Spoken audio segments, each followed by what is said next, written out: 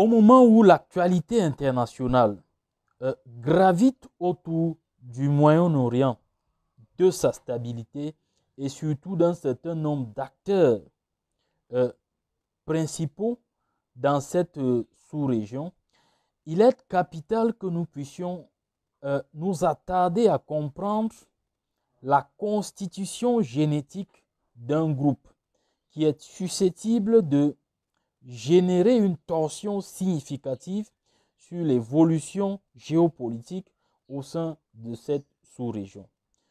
Nous allons donc nous attarder aujourd'hui à comprendre qu'est-ce que le Hezbollah. Et nous voulons dire dans un premier temps que le Hezbollah est un parti politique musulman chiite, un groupe militant basé au Liban. Il a cultivé une réputation d'État dans un État. Fondé pendant le chaos de la guerre civile libanaise de 15 ans, c'est-à-dire partant de 1975 à 1990, le groupe soutenu par l'Iran est motivé par son animosité, son opposition violente à Israël, ainsi que sa résistance à l'influence occidentale au sein du Moyen-Orient. Un groupe de chiites influencé par le gouvernement théocratique en Iran, c'est-à-dire le principal gouvernement chiite de la région qui est arrivé au pouvoir en 1979, a pris les armes contre l'occupation israélienne. Voyant donc une opportunité d'étendre son influence dans les États arabes, l'Iran et son corps des gardiens de la révolution islamique ont fourni des fonds ainsi qu'une formation à la milice naissante qui a adopté le nom de Hezbollah, signifiant le parti de Dieu. Les activités militaires, politiques ainsi que idéologiques de l'organisation du Hezbollah, en particulier au sein du Liban, ont des implications significatives pour la sécurité régionale, notamment en ce qui concerne les tensions avec Israël. Depuis sa création en 1982, le Hezbollah a évolué d'une milice à une entité politico-militaire hybride. Sous la direction de Hassan Nasrallah, le Hezbollah a gagné une légitimité politique au Liban tout en s'engageant simultanément dans des activités qui sapent la stabilité régionale. Le Hezbollah se présente donc comme un mouvement de résistance chiite et a inscrit son idéologie dans un manifeste de 1985 qui promettait d'expulser les puissances occidentales au Liban, appelé à la destruction, la décimation carrément de l'État israélien et juré allégeance au leader suprême de l'Iran. Il a également plaidé pour un régime islamiste inspiré par l'Iran, tout en soulignant que le peuple libanais devrait avoir la liberté de l'autodétermination. Selon donc un accord politique de 1943, le pouvoir politique est divisé entre les groupes religieux prédominants du Liban. D'une part, un musulman sunnite est premier ministre, d'autre part, un chrétien maronite est président, et d'autre part encore, un musulman chiite est président du Parlement. Les tensions entre ces groupes ont évolué en guerre civile alors que plusieurs facteurs ont perturbé l'équilibre délicat. La population sunnite avait augmenté avec l'arrivée de réfugiés palestiniens au Liban, tandis que les chiites se sentaient de plus en plus marginalisés par la minorité chrétienne au pouvoir. Au milieu des luttes internes donc, les forces israéliennes ont envahi le sud du Liban en 1978 et à nouveau en 1982 pour expulser les combattants guerrieros palestiniens qui utilisaient la région comme base pour attaquer Israël.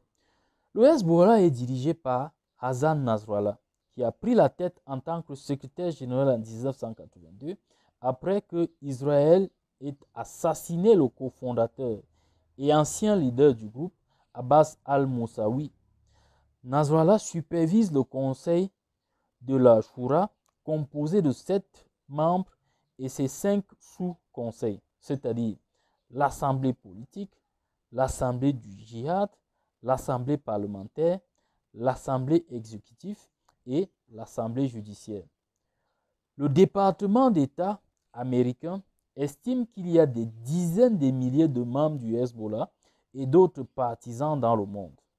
Le Hezbollah contrôle une grande partie des zones à majorité chiite du Liban, y compris des parties de Beyrouth du sud du Liban et de la région de la vallée de Bekaa orientale.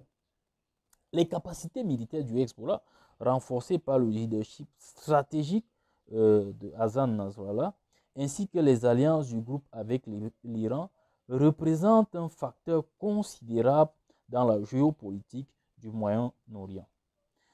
L'Iran fournit la plupart des formations, des armes et des financements du Hezbollah, envoyant au groupe des centaines de millions de dollars chaque année, selon le département d'État américain.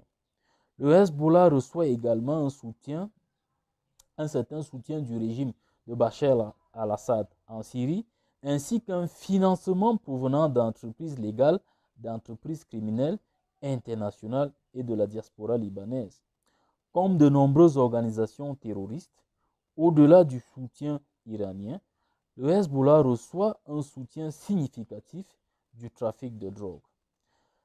L'International Institute for Strategic Studies a estimé en 2020 que la milice comptait jusqu'à 20 000 combattants actifs et environ 20 000 réservistes avec un arsenal d'armes légères, de chars, de drones et de diverses roquettes à longue portée.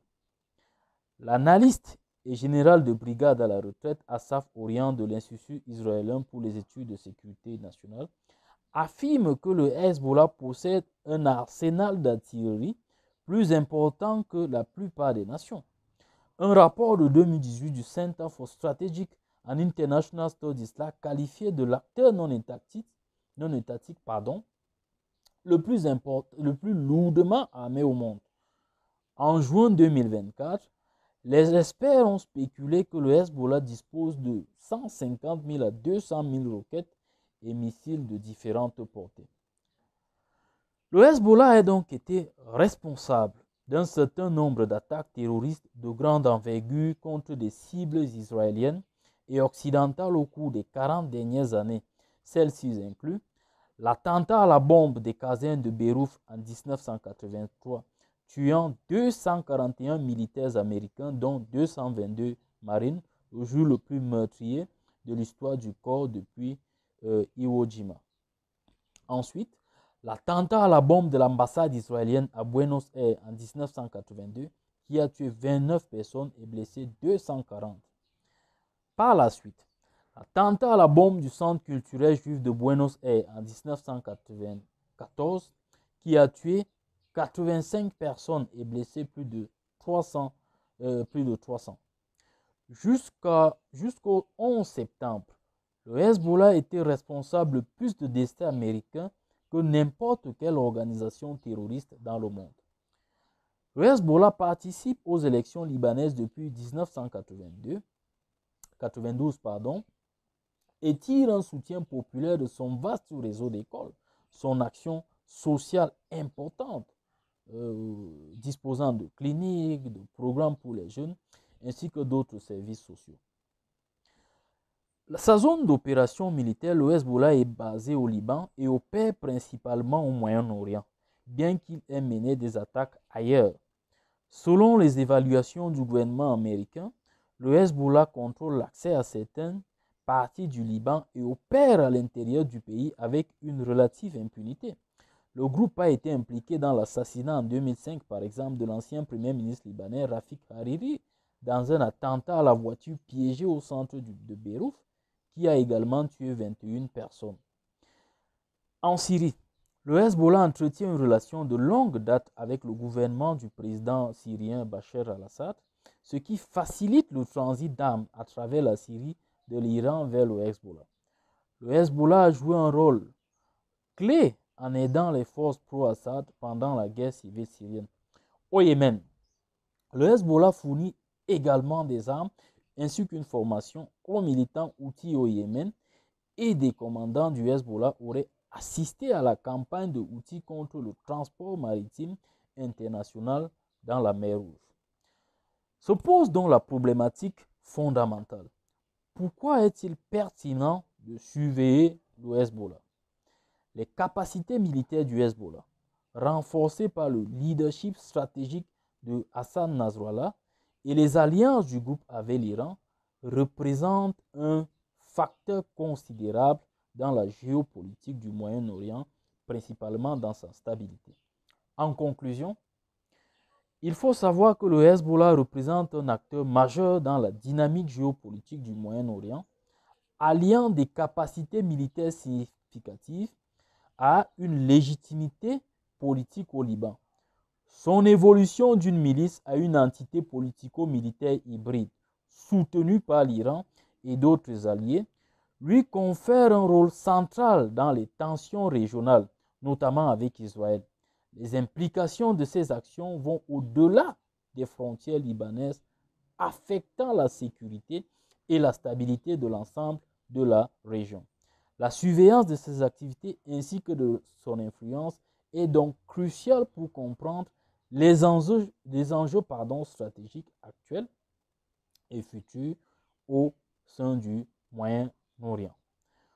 Nous vous sommes infiniment reconnaissants d'avoir regardé cette vidéo. Nous vous invitons à vous abonner à cette page pour bénéficier de davantage d'analyses pertinentes et objectives sur l'actualité internationale. Une fois de plus, merci et à la prochaine.